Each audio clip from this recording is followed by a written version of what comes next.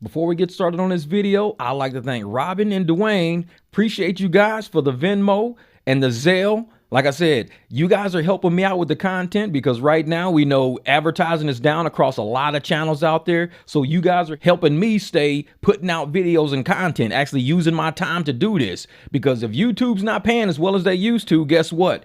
We got to have some support, and you guys are supporting the channel, and I'd like to thank you. For all you guys out there who are still sending me Cash App and Venmos, I told you I will be giving shout outs on these videos. Every video I drop, I will be giving a shout out. The Cash App and Venmo links are in my video description if you want to help support this content. Help me stay on the mic, help me stay on the camera. So let me know. I will be out doing videos today, hopefully, if I can get these things done. I'm waiting on parts for a truck, and once I finish with the truck and everything, it'll be in a couple of days. I'll be back on a live stream. So thank you, Dwayne. Thank you, Robin. Appreciate y'all. I got to read you guys a story. This is pretty good. This is about Hertz, and it's coming out of New York. This, like I said, I could have did it on screen record, but I'm like, no, I want to read this to you. This is too good. This is too good. The employees are getting fed up with these corporations. Like, we think we're fed up. Oh, they're really fed up. It says after Hertz workers abandon their location, customers show up and take whatever rental cars they want. So people were just showing up, taking cars. It said dozens of customers, including the mayor of Denver, were left clueless after showing up to a Hertz in New York. They just showed up and they was like, hey, man, where's all the workers at? Nobody was there. So they just started taking cars. It says, after dealing with things like arrests over false complaints of rental thefts and a bad EV bet that's seen a massive sale of a bunch of cheap Teslas, Hertz has another problem on his hands, at least at one of his locations. Workers at a Hertz in Syracuse, New York, abandoned their posts, resulting in customers, including the mayor of Denver, taking the keys to whatever rental cars they wanted. This is crazy. I'm like, we know that we have issues with customer service when we call Hertz or we call Uber or we call Lyft. Now we see the employees are like, you know what? We're done with these executives. We're done with middle management. We're getting treated like crap. Y'all think the drivers are getting treated like crap. Customers are getting treated like crap. We just walking off the job. And here it says, hey, CBS News reports that over 20 travelers who arrived at Hertz in Syracuse this summer were met with a surreal scene when they walked in. The building was totally empty because apparently every single worker had walked out. One of those customers was Mike Johnson, the mayor of Denver, Colorado. Johnson was in New York for a summer program for his son was attending. We showed up and the rental car company was closed, he told CBS. So rather than wait or look for someone, Johnson and other customers took matters into their own hands. So Johnson and many other Hertz customers who had reservations just found Hertz cars with keys in them and drove away. They just, you know what? I'm going to take this Jaguar. I like the, oh man, I'm going to take this Bronco. Oh man, I like this nice little SUV. Let me take, he started taking cars. So we took one that we thought was for us, said Johnson, who later said he found out the car he took was not the correct one and he exchanged it for a different one. This documents from the Syracuse Regional Airport Authority show that people began complaining about the location of the airport officials. Everyone complaining like Johnson had shown up because they had reservations. CBS says airport officials began looking at the security cameras from the location to figure out what happened. The footage shows that all the workers left the location around 7 p.m., a full 6 hours before they were supposed to leave. I can't even read this. The airport staff say we're supposed to be there till nearly 2 a.m. They was like, hey, dog, I'm off work. Motherfucker, what? Yeah, dude, I'm done for the day. I'm done. They ain't even wait to get, they just, I'm out of here. Not long after the workers left, customers began showing up, as Johnson described, started grabbing vehicles on their own. One complaint stated that the customers were taking random cars that had keys in them, though not all customers are able to find a car with keys.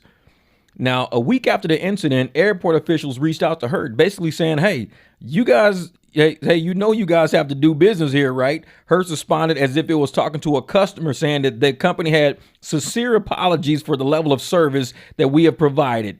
CBS News in Colorado reached out to Hertz about the incident and received no response. Hertz did provide a statement about what happened to Syracuse, saying that the employees were on duty, were immediately terminated, and will resume normal operations the next day.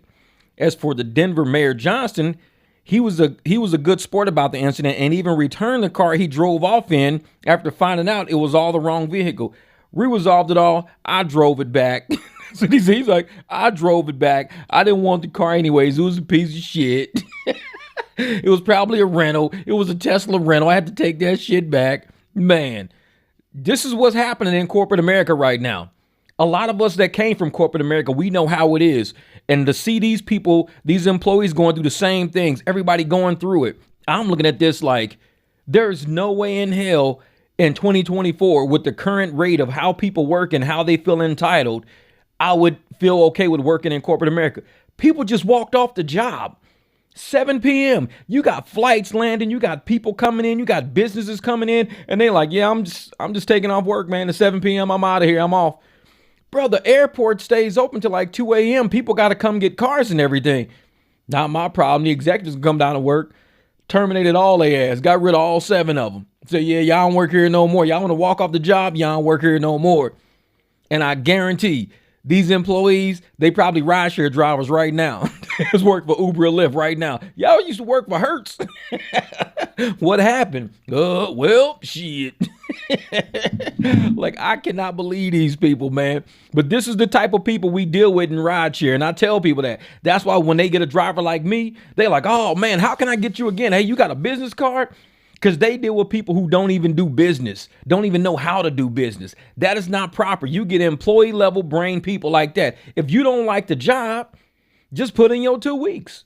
Call it good. Don't just walk off and leave. I mean, people taking off in cars. Anything could have happened. I could have not even had a car, just found out that Hertz wasn't there. Go get a car, do some crimes, do whatever I want to do with the car because there ain't nobody, it's just keys in them. I'm going to go get me a car. I hear people just up at Hertz getting cars, man. They have no clue as to what they could have done as far as liability goes. And this is the kind of people that end up in rideshare because they won't get hired nowhere else. But Uber and Lyft will hire them. And we know Lyft will put somebody in the car that will eventually shoot you like a week later because Lyft don't vet people. They don't care. They'll put a criminal in the car next to you and say, well, just keep driving them on our app and you'll be safe. But the moment you turn into a private ride, they're going to shoot you in the arm and the leg. It's like, why is this person even on your app to begin with? He shouldn't even be in my car. Lyft don't vet people. Like I said, if I was an executive of these apps, the first thing I would do was be like, it's like when you go get a loan somewhere, give me some references. I need at least 3 references. That's not family. Because I want to ask, and they'll be anonymous. I want to call and say, hey, man, what about this dude? Oh, man, dude, crazy. I ain't talked to dude for like 10 years, man. He crazy, man. Okay, thanks. Yep, you can't be a Lyft rider. Say one of your references didn't check out. All right, I hope y'all ready for this one. We dropping it. 300 in the building, put 4 in the air, if that's how you're feeling. My wheel stays spinning, deal stays winning. I need me a grill so I can stay grinning. Cheese like cheddar, but better. I'm trading my truck for a 4-door Beretta and make that mozzarella with my ladies and my fellas. Ginger meals, aviator, Hendon Roxy got that Jetta with the double ski racks and a hum on her hat. She be coming round the mountain, woo, you ready for that? Get in the back, tell her where you about to be at. I guarantee with the speed, giving up the contact. In 4 feet, stomping like y'all be the Flintstones. I'm going back, hotter than a fire brimstone. Stack racks, Ronnie about to give me a shirt, cause even he know the 300 putting in work. I'm gone.